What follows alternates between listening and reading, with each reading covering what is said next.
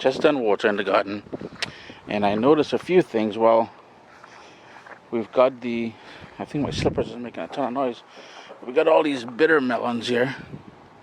I'm gonna do a video showing you guys how to prepare them and store them in the freezer for during the winter months. But today I'm thinking, I have all this Jamaican Callaloo over here, growing wild all between the chairs and everything.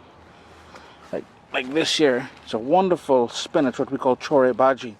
I'm gonna pick some of that, and then over here, I noticed there is some baby eggplant, tons of them. Let's see if we can go down there and I can show you. And I'm just gonna grab a Scotch bonnet pepper from here, a nice green one. We're gonna grab some herbs from here, some of this parsley. I already cut it back because I made some Caribbean green seasoning with it. Some fresh thyme. Just love using thyme, and you guys know that. So some thyme, some parsley, this Scotch bonnet pepper, the eggplant, the Jamaican Callaloo or chore baji down there. Let's go inside. What's up, soldiers? Don't forget to click subscribe. If you've already clicked subscribe, hit that bell notification thing. I want to all you missing out on the new videos, man. Come on, click. Essentially, we're making ital. And if you know anything about ital, it's all about all vegetables and everything like that. So vegans, you're gonna love this one. Rastafarians, well, you're gonna love this too. You know, your boy sorting all it out. Vegetables, wild rice. We're gonna toss in some coconut milk. And it's a great opportunity not only to use the stuff you saw me harvesting in the backyard there. It's summertime. It is also a great time to clear out your fridge of vegetables. Toss it all in there. You're gonna love me for this one. But enough talk. Let me jump into this. And all I'm doing is cutting up some celery. I found celery in the fridge, carrot, sweet potato, onion, garlic, you know, things that's laying around. I also found some zucchini and a couple corn, so I'm going to add some of that, but you just want to cut them up into small pieces. The carrot, you can see, is just into little rounds.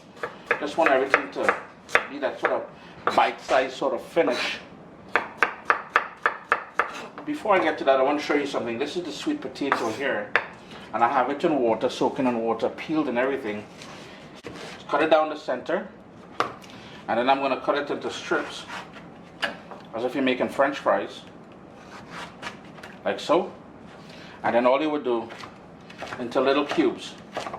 Again, nice bite-sized little something. You know, it gets on your spoon, and you ain't too worried about it choking you or anything like that.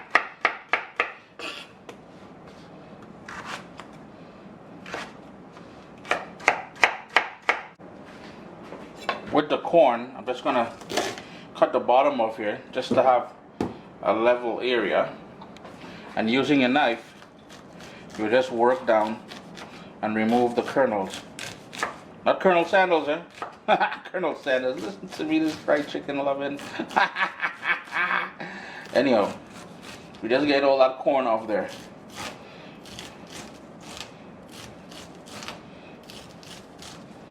I've got a medium onion and 5 cloves of garlic here. We're going heavy with the garlic. We're trying to make this one of them soups there that's gonna fight off all kind of bugs and things like that. And I know it's summertime and everybody's thinking, well, Chris, it's too hot outside for soup. Here now, it is always summertime in the Caribbean, so this is a normal thing for us. I've got here 3 slices of that Scotch bonnet pepper we picked up in the backyard there. If you want more, you can certainly add some more. The thyme. You're just going to put in those leaves in there. My heat is still on low, if I have not already mentioned that, and I love all that herbal element in there. You know your boy loves that fresh thyme, you know. Give that a quick little stir. Then we're going to tip in a bit of turmeric, just a little bit more, just for those antioxidant properties as well.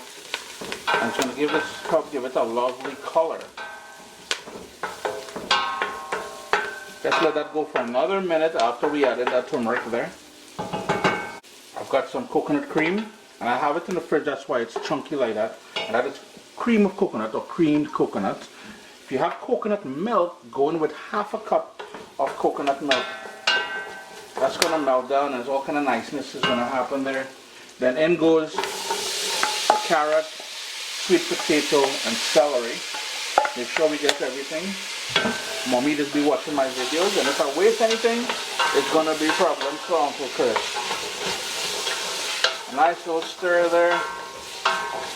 I've got some okra, cut up into 1-inch pieces. Give that a mix there again. And it's just about any vegetable you find you can put in there, yeah? That eggplant we got from the garden in the backyard there. Followed by that corn.